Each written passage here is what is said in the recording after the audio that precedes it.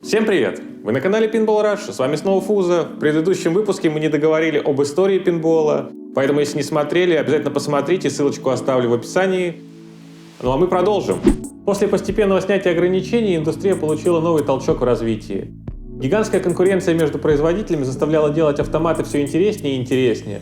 В них внедрялось все больше и больше электромеханических элементов, появлялись новые объекты на поле. Старые барабаны, которые показывали количество очков пользователя, сменились газоразрядными индикаторами. В общем, индустрия процветала, но продлилось это все до появления первых видеоигр. Сам факт управления чем-либо на экране телевизора очень подкупал многих игроков. В 1978 году компания Midway получила права на игру Space Invaders, что принесло ей первый успех на рынке видеоигр. Впоследствии индустрия пинбола очень сильно конкурировала за игроков с индустрией видеоигр, что дало ей еще больший толчок развития. Стало появляться еще больше производителей пинбола, но основными лидерами рынка оставались Bally, Williams, Data East, Gottlieb, Sega, Capcom. Были также и локальные производители пинбола, например, итальянская Zaccaria. В России, а вернее в СССР, тоже выпускали пинболы, их было всего лишь 4 разновидности. Если вам интересно, напишите в комментариях, я, возможно, как-нибудь сделаю ролик про советские пинболы. Период с 1990 года по 2000 является самым интересным в истории пинбола. Технологии позволили производителям создавать интересные и захватывающие игры. Они были напичканы на тот момент современной электроникой. Газоразрядные индикаторы ушли в прошлое, передав эстафету матричным дисплеям, которые были способны воспроизводить анимации. Сами автоматы прокачали в плане звука, теперь в них можно было записывать узнаваемые мелодии, да и в целом делать более качественную озвучку, что придавало динамику игре. Игры становились более разнообразными, в них появлялись миссии, задания. Производители покупали лицензии известных фильмов, что приносило компаниям огромные деньги и привлекало все больше и больше фанатов. Так, например, пинбол по мотивам сериала «Семейки Адамс» был продан рекордным тиражом 20 270 экземпляров. Вообще за эти 10 лет было выпущено огромное количество автоматов, которые остаются популярными по сей день. Например, стоящий за моей спиной автомат «Марс атакует». К сожалению, в 1994 году компания Data East продает свое пинбол-подразделение со всеми наработками компании Sega Pinball. В 1996 году закрывается такой ветеран, как Gottlieb. Чуть попозже закрывается компания Capcom, выпустив всего 14 аппаратов под названием Big Bang Bar, которые в настоящий момент считаются реальным раритетом в силу малого тиража и стоят просто космических денег. В 1997 году осталось всего несколько крупных производителей пинбола.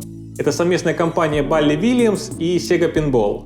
Несмотря на то, что продажи пинболов стремительно падали, в 1999 году компания Williams попыталась переломить этот тренд, анонсировав свой пинбол 2000. Это был такой гибрид пинбола и видеоигры. Корпус остался от пинбола, добавили монитор, который отражался в зеркальном напылении защитного стекла, тем самым создавая эффект голограммы на поле. Первой игрой, вышедшей на этой платформе, был Revenge from Mars. Это было продолжение игры «Марс атакует». На самом деле идея была очень крутой и очень инновационной. Вы только представьте себе, у вас реальный металлический шар катается по полю и полностью взаимодействует с голограммой, которая проецируется на поле.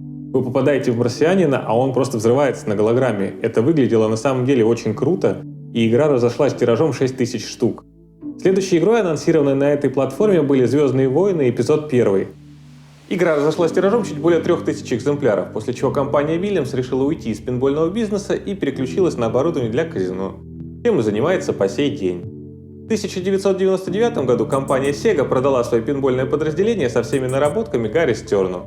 Компания получила название Stern Pinball, которая являлась единственным крупным серийным производителем пинболов в период с 2000 по 2013 год. Компания постоянно радует игроков своими новинками, совсем недавно она выпустила пинбол на тему музыкальной группы Led Zeppelin. Кстати, Stern — первый, кто начал выпускать игры в 3 разных комплектациях — Pro, Premium и коллекционные издания. После 2006 года ситуация начала меняться в лучшую сторону. Пинбол вновь обретал популярность. Например, число официально зарегистрированных игроков на сайте Международной пинбол-ассоциации росло из года в год. В 2006 году оно составляло всего лишь 500 человек. На момент записи этого видео в 2021 году число игроков составляет почти 79 тысяч. Проводятся регулярные чемпионаты и турниры, ведется международный рейтинг лучших игроков. Интерес к пинболу опять дает толчок в развитии этой индустрии, и в 2013 году появляется компания Jersey Jack Pinball со своей первой игрой «Волшебник страны Оз». Я играл в эту игру в Америке и, честно, был очень впечатлен. Он был не похож на другие, в него встроили огромный ЖК-дисплей, на котором отображалась вся графическая информация. На поле было много прикольных динамических элементов, крутая подсветка. В общем, было много других решений, которые не предлагали конкуренты на рынке. В конце 2020 года компания Jersey Jack Pinball выпускает новый автомат на тему музыкальной группы Guns N' Roses. И когда я его увидел, я просто сказал «Вау!». Paradise, locked and loaded with features. Claim a front row seat to mind-blowing custom light shows and live the tour on a full 27-inch high-definition backglass display. Also featuring original pinball music. В 2014 году появляется компания Spooky Pinball со своей первой игрой America's Most Haunted. В 2020 году в январе компания Spooky Pinball выпускает пинбол на тему мультфильма «Рик и Морти». Весь тираж автоматов был продан за 4 часа. Go on another adventure! Morty, hit the ramp on the left side! Head to the garage and we'll go to another dimension! I'm having multiple jackpots! В 2016 году появляется компания Dutch Pinball, которая получает лицензию на производство пинбола по фильму «Большой Лебовский». Компания, будучи новичком в пинбол-индустрии, имела проблемы с поставками своих автоматов на рынок, но этот автомат стоит того, чтобы его немножко подождать.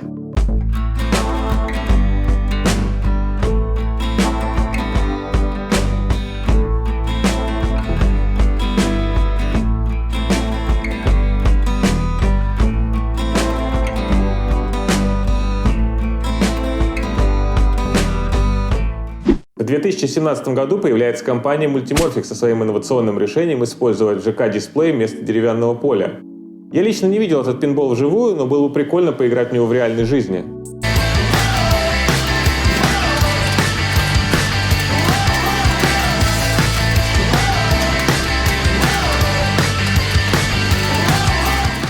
Буквально в конце 2020 года появляется новый производитель Deep Root Pinball со своей первой игрой, которая называется Raza. Расшифровывается как Retro Atomic Zombie Adventureland. Автомат выглядит достаточно прикольно, в лучших традициях пинбол-столов. Очень много всего интересного на поле, но есть и инновационные решения, которые я ранее нигде не встречал. Например, панорамная обложка, которая называется Translite.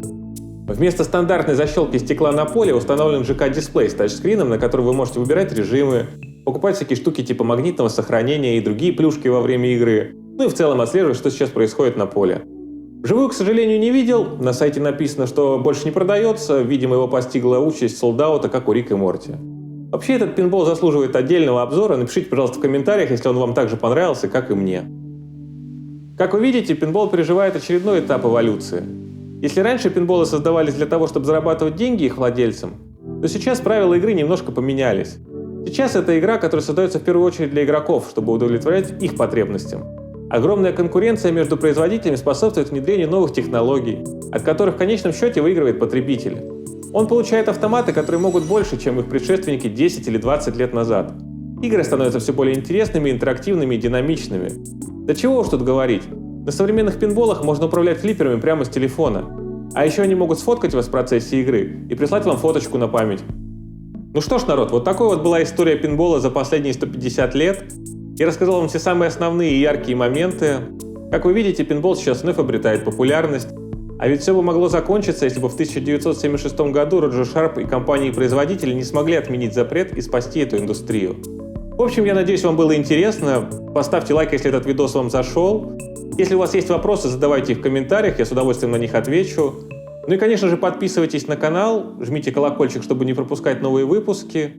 Ну вот, собственно, и все. Всем спасибо за просмотр. Скоро увидимся. Пока!